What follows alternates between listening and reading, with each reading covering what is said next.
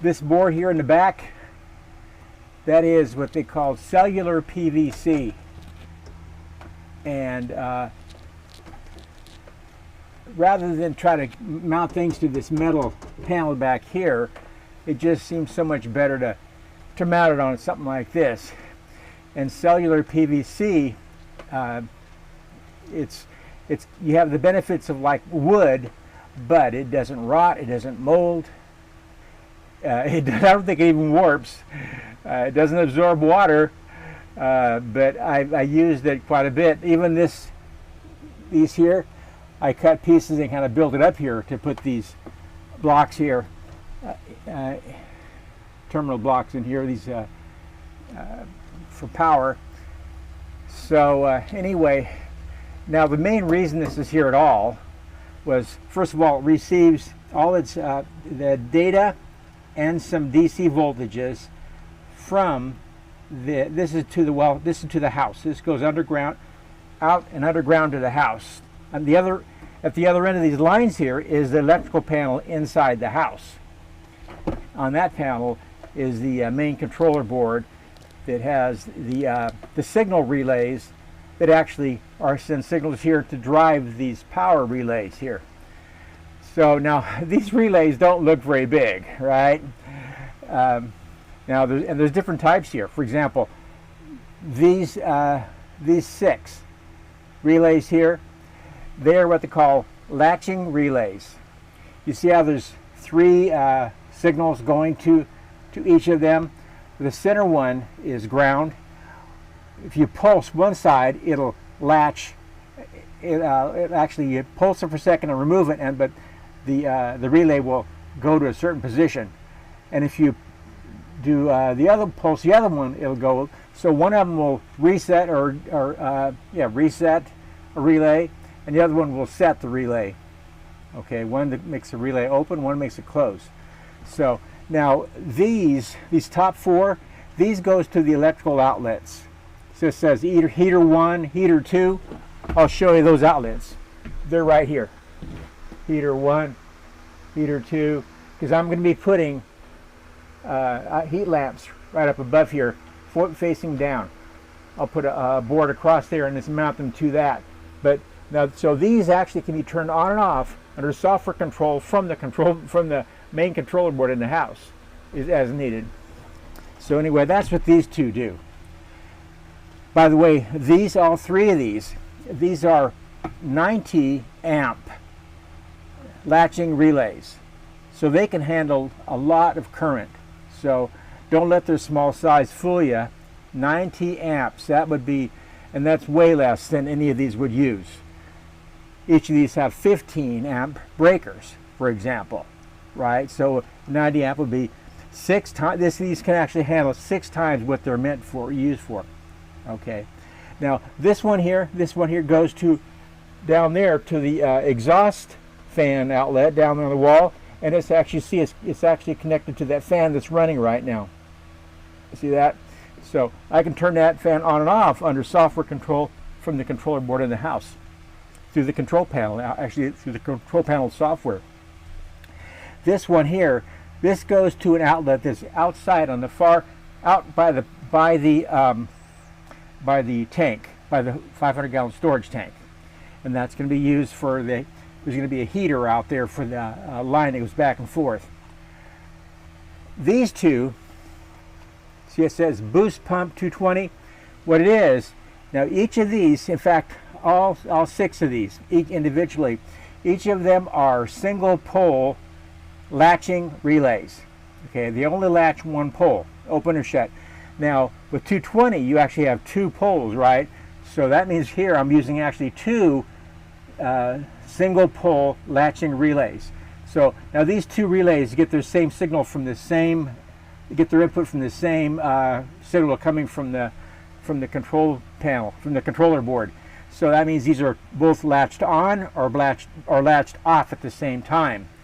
Effectively, that's effectively doing what a double pole latching relay would do.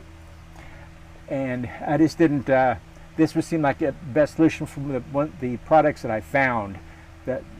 So, and also these are interchangeable with these other ones. So if I needed to, I could swap it out with these other ones if needed. But anyway, they look pretty durable.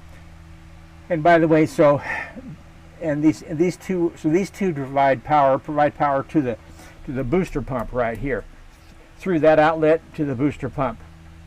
Now, when the system is first powered up, when the main controller board powers up, it sends a pulse and turns these both on and leaves them on. It doesn't actually have to monitor them too much, because the output of the booster pump is controlled by a pressure switch that monitors pressure to the bladder tank here. Okay, so however, the system does monitor whether or not this is turned on.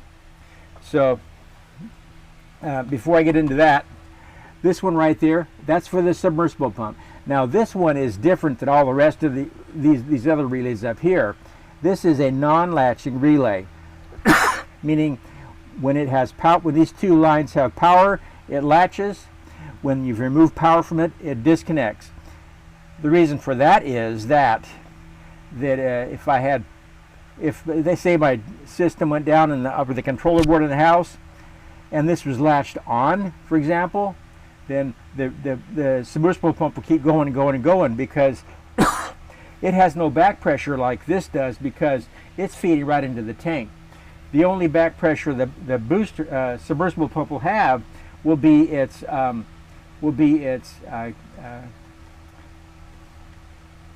check valve, the check valve. And it's got about 1.5 to 2 psi back pressure to the pump, so to the submersible pump. So that's not a problem.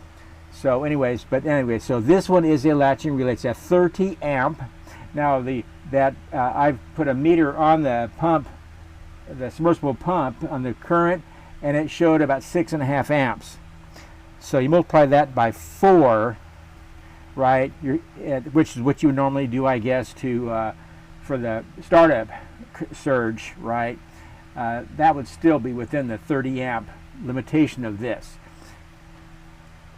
So anyway, so it's a 30 amp double pole non-latching relay, non-latching. Now, so now let's go back to these two here. These two are different exceptions. Whereas these other relays, their input coils were 12 volts coming from the controller board in the house. These two get their coils, their coils that control the inputs these are coming from the 220 from the pumps, right? And then if a pump is turned on, if the pump motor is actually receiving power, then this relay will latch, and this will close, and will send a signal back to the controller board, indicating. Now this one here, for example, is connected with this. So if this, and if you look inside here, these red wires, well, that's actually the same wires that go to the motor cord here. See that? So these are showing me when the pressure switch is latched and turned on, then you'll have power to the input coil for this relay, and it will close, and it will close the connection and send a signal to the house, letting me know that it's the pump is on. And when the pump turns off, this relay will open up, and the signal here will change. I've got a pull down resistor right now, right, on this. So when it's latched, then it'll go to 12 volts, and be patched all the way back to the control panel. When this is off, then that pull down resistor will pull down this signal to ground level. Okay, so this is the 12 volt line into this. So it either patches 12. This will either patch 12 volts signal back to the controller board, or it'll send a ground back to the controller board, indicating whether the motor for the booster pump is turned on. And the same is true with this relay down here. it's connected to the output, to the connection that powers the submersible pump. So these two come from to indicate if the submersible pump's receiving power, and if it is, these will close, and if it's not receiving power, these will open up and send a different signal back to the controller board.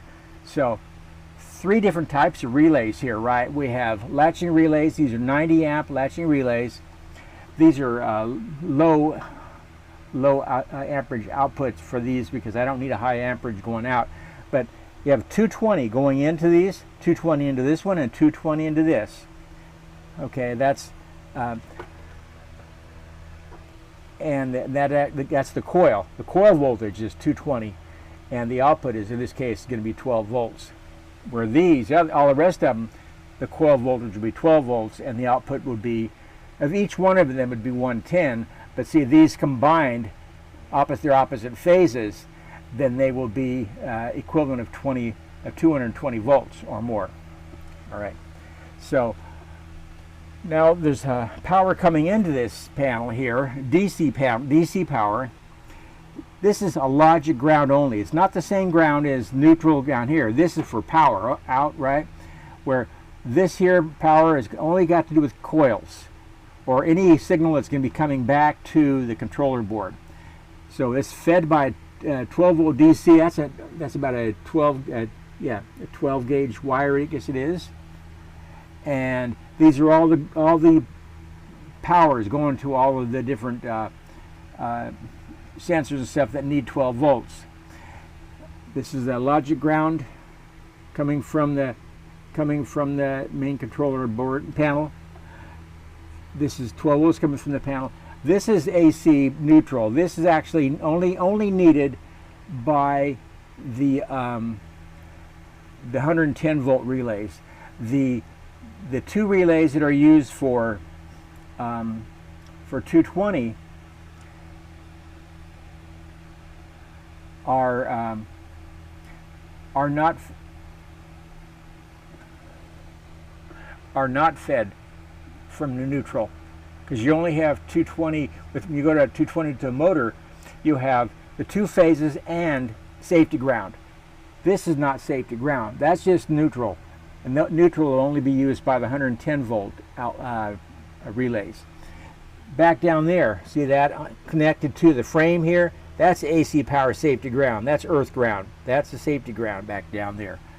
Okay, but this is only for signal ground.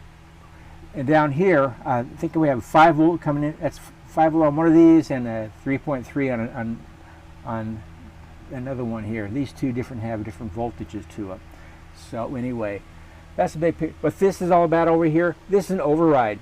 If ever I need to override and have power 100% patched through to the power to the to the pressure switches. For example, if I want to turn this on, give power to this pressure switch and override from the system, I'll just turn this on. So these are only used for maintenance. Whenever I need to definitely have power to the to 2 different respective pressure switches, that's when I'll use these. Normally these will be off. Okay. All right. 220s come into this panel here. The power coming in. Well, you see how I have all these black wires coming in? Well, these are going, each of them going to separate breakers in the panel outside. So there's only equivalent of 110 volt lines coming in. Except everything's different except these 210 volts are opposite phase to be able to make up a 220 there. Okay. All right, and that's it.